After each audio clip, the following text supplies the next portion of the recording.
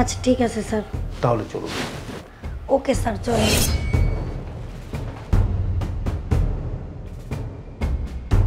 Very good.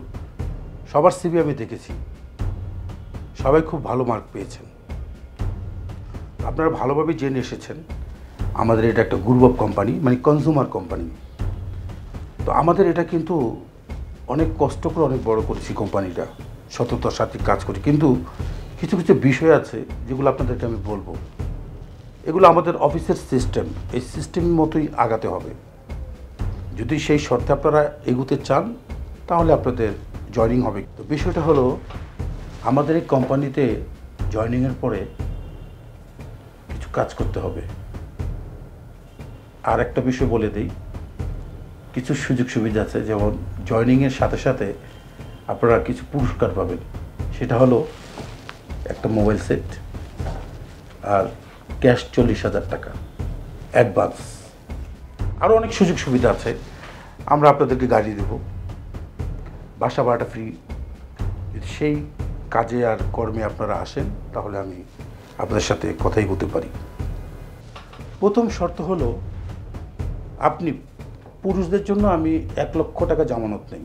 কারণ salesman, আপনি regular টাকা কালেকশন করবেন, আপনার কাছে 70 থেকে 80,000 টাকা থাকবে। আর মেয়েরা 1 টাকাও অগ্রিম আমাকে দিতে হবে না, কোনো ফান্ড দিতে হবে না। কারণ আপনাদের সেই সুযোগ সুবিধাটা যেটা আপনারা পাচ্ছেন, আমার যে কিছু কৌশল আছে সেই কৌশলগুলো আপনাদের ইউজ করতে হবে। যেমন আমার সাথে গিভ অ্যান্ড টেকে যেতে হবে।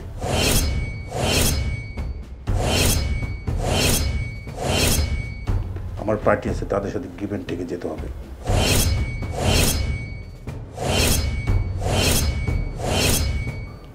যদি যেতে পারেন তাহলে আপনাদের চাকরি হবে। আপনি পুরুষদের জন্য আমি 1,00,000 টাকা জামানত নেই। কারণ আপনি সেলসম্যান, আপনি রেগুলার টাকা কালেকশন করবেন, আপনার কাছে 70 থেকে 80,000 টাকা থাকবে। আমার মা বাপ কেউই নাই স্যার। আমি অনেক কষ্ট করে স্যার লেখাপড়া করছি স্যার। আমার এত টাকা দেওয়া আমার পক্ষে স্যার সম্ভব হবে না। তাহলে তো আবার চাকরি হবে না। তো সুমাইয়া, আপনি কি রাজি? স্যার আমি এই কাজ করতে পারবো না, সম্ভব না। তাহলে তো আবার চাকরি হবে না। জান্নাত, আপনি? স্যার আমার জীবন চলে গেলেও টাকার বিনিময়ে এত খারাপ কাজ করতে আমি পারবো না। সম্ভব না হলে তো আপনার পক্ষে চাকরি করাও সম্ভব না। স্যার যদি দেহ বিক্রি করে টাকা ইনকাম করতে হতো তাহলে আর এখানে আসতাম না, তাহলে পতিতালয়ে যেতাম। আচ্ছা ঐশী, আপনি কি বলেন? স্যার আমার মা অসুস্থ স্যার বাসায়। আমার ছোট বোনটা লেখাপড়া করতেছে স্যার। আমার চাকরিটা খুব দরকার স্যার। নো নো নো, আপনার ফ্যামিলি সমস্যা থাকতেই পারে, সেই জন্যই তো আমরা আপনাকে সব রকম সুযোগ সুবিধা দিচ্ছি। অ্যাডভান্স টাকা পাচ্ছেন, আমি আপনাকে মোবাইল গিফট করছি, গাড়ির আসা যাওয়ার জন্য গাড়ির ব্যবস্থা আছে, আমি আপনার বাসা ভাড়াটা ফ্রি দিয়ে দিচ্ছি। আমাকে যদি আপনি সেই সুযোগ সুবিধা না দেন, আমি আপনাকে কেন রাখবো বলেন? অন্য অফিসে তো এরকম সুযোগ নিশ্চয়ই পাবেন না। দেখেন, আপনি ভেবে দেখেন। স্যার আমার চাকরিটা খুব দরকার স্যার, কিন্তু আপনি যে শর্ত দিচ্ছেন এটা স্যার আমার পক্ষে মানা সম্ভব না স্যার। অন্য কোনো অপশন নাই স্যার। আমি তো ওপেন কথা বলছি আপনাদের সাথে, এখানে কোনো লুকচুরির বিষয় নাই। স্যার চাকরিটা না হলে স্যার আমি বিপদে পড়ে যাব স্যার। চাকরিটা আমার খুব দরকার স্যার। আচ্ছা ঠিক আছে স্যার, আমি রাজি। তো ঠিক আছে, তাহলে চলুন আমার সাথে। এখনই স্যার? অবশ্যই এখন যেতে হবে। এখন যদি আপনি আমার সাথে যান তো আপনার চাকরি কনফার্ম, টাকা আর মোবাইল আপনার। আচ্ছা ঠিক আছে স্যার। তাহলে চলুন। ওকে স্যার, চলেন।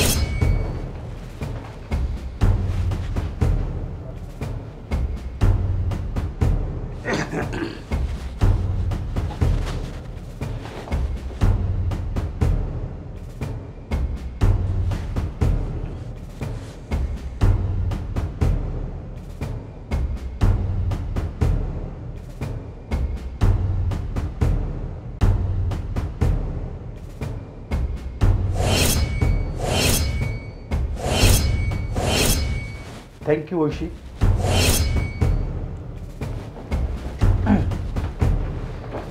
তো ঠিক আছে, আপনি আমার কথা রেখেছেন, চমৎকার। এই যে আপনার গিফট।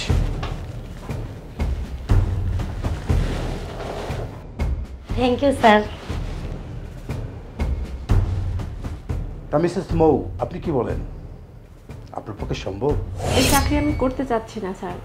যেখানে নারীর কোনো সম্মান নেই, ইজ্জতের কোনো দাম নেই, এই চাকরি না করে না খেয়ে আমি মারা যাব।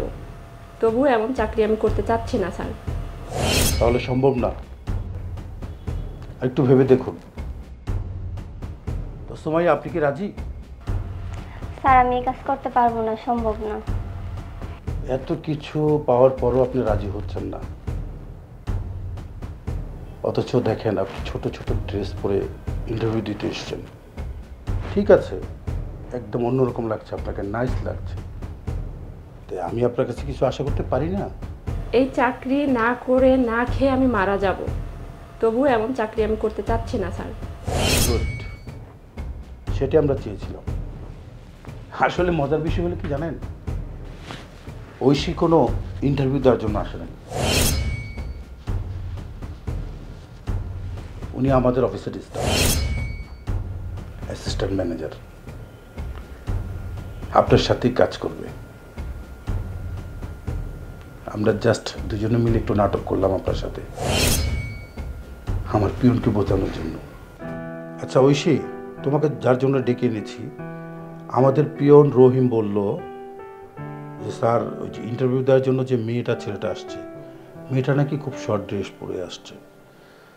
আসলে শর্ট ড্রেস পরে আসাটা তো বিষয় না, আর শর্ট ড্রেস পরেই তো মানুষের চরিত্র মাপা যায় না।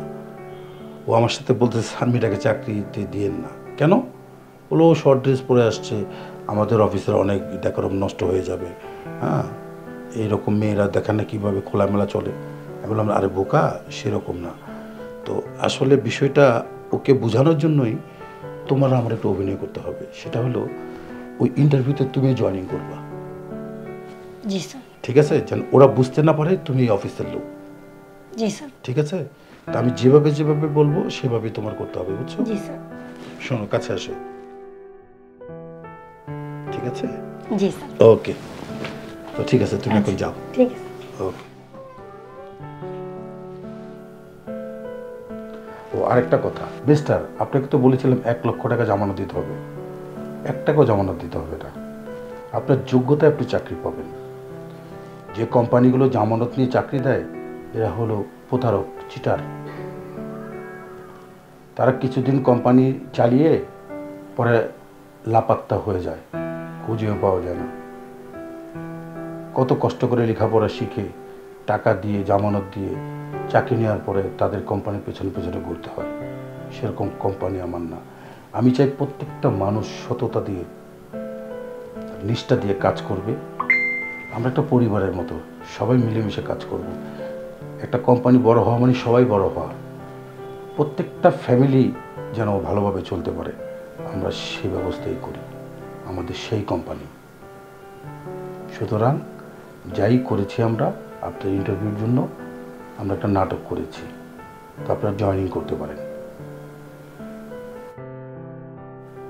ওয়েলকাম।